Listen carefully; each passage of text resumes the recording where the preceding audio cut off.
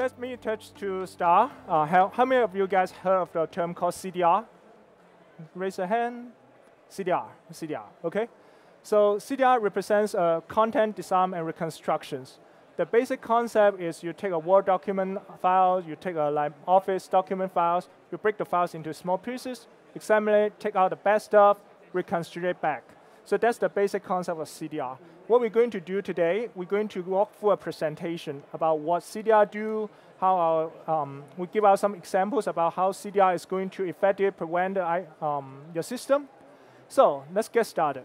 First of all, let me guess why you are come here to this RSA conference. It's not a cheap conference. You're probably looking for something like effective malware solutions, anti-malware solutions, effective security solution that helps you to prevent the organizations from all the target attack, malicious, all those kind of stuff. But most important thing that we're missing out is, even though you spend a lot of time, you build a perfect system, you brought in the perfect system for your organization, the user behaviors and the phishing attack is the most critical things that you should be worried about.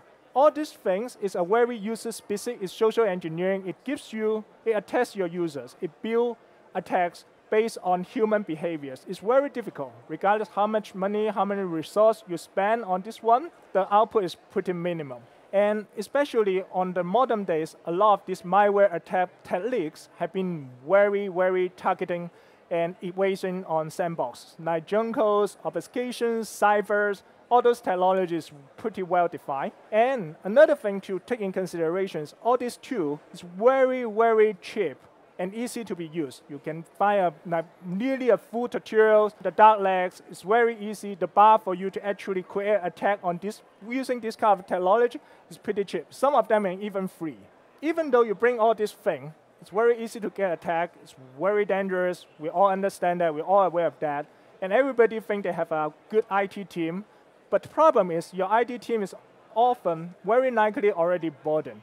The first thing you're going to find, let's say you find a perfect system in RSA, like either OPSWAT, any other thing, you tell your CISO, you tell your CEO, okay, I find this very cool systems that is going to help us significantly improve our performance.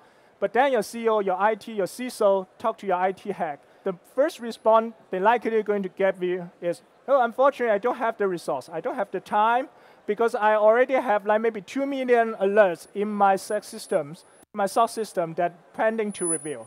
So it's very difficult, very time-consuming for IT to be effective using the system. What we are introducing here is data centralization. The critical word here is it works by default. It didn't introduce any of your overhead or introduce very minimal overhead to your IT team. How it works? Let's start with an analogy here. Let me just say, I don't know you, but I hand you a glass of water. You don't know what's going on.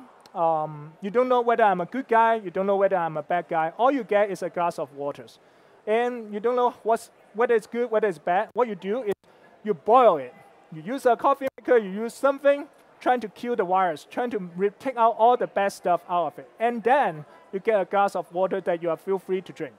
So with this saying, if we're taking a look at what is the potential malicious contents within a Office document files, it will have macros, VB scripts, PHPs, OLE objects. All those things can be potentially considered. You can put codes, attackers can use it as a transportation layer to deploy and then to attack your operating system.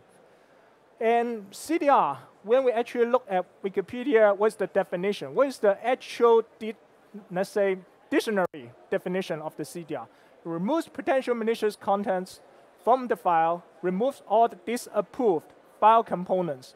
We validate the file type standards. Most importantly, it's not a malware analyst. We following on a theme, it's called prevention, not based on detection. So let me give you an example. This is a Word document files. It contains the text paragraphs, image, all the other blah, blah, blah stuff, which a very typical use case is as an end user. Don't consider yourself as an IT or security expert. You are a front desk guy, you are a marketing girl. When you actually get a document, no, to me, it's just text, image, hyperlink. That's it, nothing else. But underlying within this Word document, there's a lot more in here. And this a lot more, this delta, this gap, is where the attacker used to distribute their malwares. With CDR, take this example. This is the files that we originally get. After centralization or content disarm and reconstruction, this is the what remaining thing. So for your front desk guy, for your marketing girl, they see the same thing because we maintain the productivity. We have the centralized image, the test paragraphs, and the hyperlinks have been modified. So, and then you start thinking, okay, this is a cool technology. This is great, but how can I actually use in my current environment? What is the use case? How is the solution? How this technology can be used? One of our main selling point is email security examples. Just imagine someone from, you hand out your business card in an RSA conference, they take your business card, they get your email, they send you an email with attachment, or they span your whole organization with attachment. What happens with CDR technology, we have centralized the Word document, we have centralized the PDF documents, we centralize most of the current popular document types that have been supported. Especially one thing I want to call out is we are very specific advantage on supporting the coverage of the file types. We have JDTs, we have HWP, which is specific for Korea, Japan. We have a lot of geo-specific file types have been supported with our technology. But your IT administrator just configure once. You don't need to review all the alerts on every single day because it just works by default. Of course, if they want to predefine some fine details, say what file types I want to do centralization, what rules or what components I want to take out from this particular centralized file type, they will have the capability to configure. It's all policy basis, but by default, it just works. Apply the analogy here. You receive an email. You don't know what's going on within this glass of water. With centralization, boil the water. When the email hit your users, the water is good. The file, the attachment, the email body is clean. It's safe to use. That's it. Thank you.